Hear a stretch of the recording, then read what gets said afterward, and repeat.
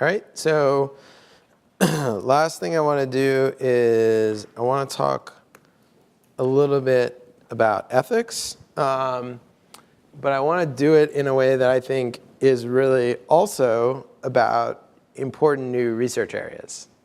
So this, depending on how you look at it, this could either be a talk about things I think are important in the future for research, or it could be a talk about ethics. But I think it's, so as you all know, I really like kittens. This is from Kitten War. But OK, so there's a lot of debate about, so I worked on this particular part of Bit by Bit around the time that emotional contagion, there's a lot of debate about emotional contagion, that experiment. And there was like, things kind of got locked into this argument like, we shouldn't do experiments on people without their consent. Or it's OK to do experiments on people without their consent. And it was just kind of like, not a lot of movement, just a lot of struggle, but not a lot of movement. And so I tried to think about how can we like come up with some way where we can sort of make progress that we would all agree on. And I actually have a neighbor who does research on animal. She's a biologist. She does research involving rats in her lab. And so we were talking about this, and she's like, oh, yeah, well, we have this whole system for how to think about how we use rats in an ethical way, and not just rats, other animals. And so I was like, this is really interesting. So we talked about it. And it's like a lot of the stuff that they've come up with like gets us away from this question of it's OK, it's not OK, to more of a question of like, what's the best way to do it? And then we can all make progress on what's the best way to do it. So like many of you might think that under certain conditions, it's OK to do experiments involving kittens. Many of you also probably think under other conditions, it is not OK to do experiments with kittens. There are certain experiments that I could describe to you that you would think are horrific and that should not be done. And there are other experiments which I could describe to you that you think would probably be permissible. And so if that's the case, let's try to figure out under what conditions we think it's appropriate to do experiments with kittens and under what conditions it's not. And then maybe that can help us think more about experiments with humans. Obviously, humans and kittens are very different. But I think by taking it out of the context that we're used to and putting it into a different context, it might help us see things a little bit differently. So it turns out that people that do research with animals have thought very carefully about this. And there's this landmark book by Russell and Burke, The Principles of Humane Experimental Techniques, comes from 1959. And they talk about what they call the 3 Rs: replace, refine, and reduce. And so replace is either eliminate the need for experiments or replace higher animals with lower animals. I don't know exactly how to describe it. Like you shouldn't do it with a monkey if you could do it with a fruit fly. They have like a hierarchy of animals. I don't want to have, I'm not putting animals in a hierarchy. I'm just saying that's how they do it. Refine. You want to refine your, so like, let's put it in terms of kittens. You don't want to do it with a kitten if you could do it with a fruit fly. Refine. You don't want to make your treatment unnecessarily harmful to achieve your scientific objective. So if I told you that I was going to do something and then I was just going to like do a bunch of other things that were just painful to the animal that didn't have any scientific value, you would say, no, that's probably not a good idea. You want to refine your treatment to be as least harmful as possible. And then reduce. You want to use the minimum possible number of kittens in your study. You don't want to just have tons and tons of kittens go through this unnecessarily. All right, so now let's think about how these 3 Rs might inform the way we think about experiments involving humans. So this is the emotional contagion paper. So I want to be clear about why I picked this paper to talk about these. I picked this paper because it's a well-known paper, and I think it illustrates these 3 ideas well. I'm not comparing this paper to doing certain experiments on kittens. So as many of you know, as we talked about some in the ethics examples, so they took the content of people's news feeds and they randomly blocked posts with certain emotional words, and then they measured the effect of that on the words that people posted in the future. These are the results. So they found when they reduced the number of positive words in people's feeds, people posted fewer positive words and more negative words. And they found the opposite when they blocked negative words. Okay? So then there was a lot of concern about this paper. So let's talk about how the 3 Rs might help us with thinking about this exact paper. So replace experiments with less invasive methods. So as many, around the time that emotional contagion experiment was happening, there was also an emotional contagion natural experiment. So for those of you who are social scientists, you are familiar with natural experiments. And so the idea with the natural experiment is that nature essentially creates the experiment for you. So you are not doing anything to make people sad. Nature is doing something to make people sad whenever it rains. So that was what they did here. So basically they said, if it's raining, this also deals with interference actually. So their design was, let's imagine that you have a friend who lives in Seattle and it's raining in Seattle. That's gonna make your friends, how does people in Seattle live stream? I hope it's not raining there. So if it's raining in Seattle, then your friend is more likely to post negative words and less likely to post positive words, and then they can study the effect of that on you. So nature creates a condition which creates a treatment that you want. And so they were able to study the effect of these positive and negative changes in the newsfeed based on things that the weather was doing. So this is generally better than the researcher themselves inserting themselves into the system to cause these treatments. Now, to be totally clear, natural experiments are not always as precise and clean and tight as are experiments that researchers control. So it's not like this is a free lunch, but it is a way that you could learn certain things without having to actually run the experiment yourself. Refine, you can refine the treatments to make them less harmful. And so here an example would be, rather than blocking posts, they could have boosted posts. So let me explain what I mean by that. So by blocking posts, one of the concerns that people had is that people might have missed important messages from their friends because those could have been randomly blocked. So instead of that, they could have taken the probability that something would show up in the feed and increased it as a function of the content. And so then super important posts would be less likely to fall out of the feed. The posts that would have fallen out would have been the sort of the lowest of interest posts. So rather than doing blocking, they could have done boosting.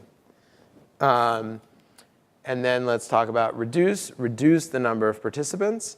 So this is, so the estimator they used was a difference of means estimator, and a different way that you could do it is a difference in difference estimator. So let me explain the intuition here. Imagine we were going to do a study about whether exercise promoted weight loss. And so we give people treatment to do exercise, and then we measure the weights of the treatment and control group, and we compare them. So there's going to be a lot of naturally occurring variability in people's weights. And so it's going to make it hard for us to detect potentially a small effect. So now if instead of comparing people's weights, we take their weight before the experiment, we take their weight after the experiment and create a change score, and then we compare these change scores. And so what that does is it removes a lot of the variability in the population, and it makes it easier for us to detect an effect with a smaller sample size. So this, in the case of emotional contagion, they have the posts of these people before the treatment, and so they could have tried to study these change scores rather than the absolute scores. So this would have, we don't know exactly in this case, but other research talking about using change scores in online experiments suggests that you can cut the sample size you need by a factor of 1/2. So it's not, in this case there were 700,000 people. could have cut it to 350,000 people. So why should we care about reducing the number of participants? So we've talked some about cost, which is good. We generally, the lower the cost of our experiment, generally the more experiments we can run or the more we can learn about the world. Also, I think in this particular case, it's good to try to reduce the number of participants because of two things. First, there's uncertainty about whether the experiment would cause harm. So many people, it's unclear whether this treatment caused any harm to anyone. I think it's a relatively small treatment, but I don't know of all of those people what happened. I don't know. So there is uncertainty. Even people who think it didn't cause harm or wouldn't cause harm, I think should acknowledge that they don't really know. And then the second is that participation was not voluntary. So in these kind of settings, then I think we should try to minimize the number of participants. This is not to say that we shouldn't ever do an experiment where there's uncertainty about whether it will cause harm. Because as I've said before, there's lots of things that we can do to deal with uncertainty about digital age research. But if there is uncertainty, we should try to do it as small as we can. So one way to summarize these 3 R's, I think, comes from Spider-Man, one of my favorite superheroes. So this is from the first Spider-Man and the first comic book. And after his Uncle Ben died, he's very sad and he says, oh, I wish I could have done more. I should have done more to save Uncle Ben. And then he walks away into the darkness and it says he realizes that with great power there must also come great responsibility. And so the power that comes from being able to observe the behavior of millions of people without their consent and awareness, and the power that comes from being able to do zero variable cost experiments means that there must also be responsibility. And I think the 3 R's are ways of thinking about how we can accept some of that responsibility. And they're also ways of thinking about humane methods as a real research opportunity. So they're potentially much more efficient than standard methods. So I could have come up here and said, I have a trick to show you that increases the power of your experiment, and I've developed a new statistical technique that increases the power of experiments. That is a research opportunity. I think this can also then stimulate a lot of really interesting research. So my favorite example of this is differential privacy, which is a research area in computer science and statistics, which is about how we can allow people access to aggregate patterns in data without revealing information about any particular person. So we might, for example, want to know that people who smoke are more likely to get cancer. We might want to view electronic medical records to learn that pattern, but we want to do it in a way that doesn't require us knowing whether anyone has cancer or whether any particular person has cancer or smoked. So differential privacy is a set of techniques that tries to allow researchers to learn aggregate patterns without getting access to micro-level records. It's a huge area of research. It's very interesting research, and it's an example of research that's motivated by concerns about privacy and more generally coming up with humane ways of doing research. So are there any questions about the 3 R's?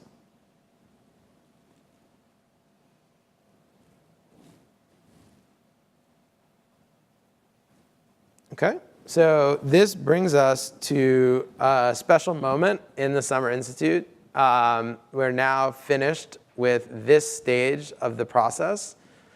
All of the materials that we've been using for the teaching are posted. Oh, there's a question. All right. Okay. The question is, Facebook provides an opportunity to create a lookalike audience for an experiment, perhaps to serve as a control group. I assume that it matches controls based on internet and interest and demographics. What do you think about this in relation to change in behavioral change? So I would say, I don't know exactly. I would say that a couple things come to mind there. One is, I think in relationship to the 3 R's, we would want to be careful if we're doing an experiment on Facebook where people don't have consent, we want to do what we can to minimize that. Then I think, but obviously in certain conditions, this is a reasonable thing to do. We want to try to refine the treatment to make it as least damaging to people as possible, which, but also about this lookalike groups. So I would be personally very concerned about not knowing how that works exactly. So if you're going to use some system that is going to be a big part of your research process, and you don't know how that system works, then I think that's a challenge. It's not an insurmountable challenge. So a number of people have been interested in using ad systems for experiments, for example, and that's great. But I think there's a big challenge if we don't know how the system works. It makes it hard for us to learn from it. OK, any other questions? OK. Now, I do want to say we are going through a transition. But before we leave this part, I want to remind you that all of the materials that we've used for the teaching, these are posted online. You are welcome and encouraged to go and reuse them for your classes. If you are teaching, you're especially encouraged to improve them, because we know they can be improved a lot. So please take what we've done, use it, make it better. That's great. That applies to everyone here in this room. That applies to everyone at the partner sites. That applies to everyone watching the live stream not at the partner sites. That applies to everyone watching this video 2 years from now. The material is available. Please use it. And thank you all very much.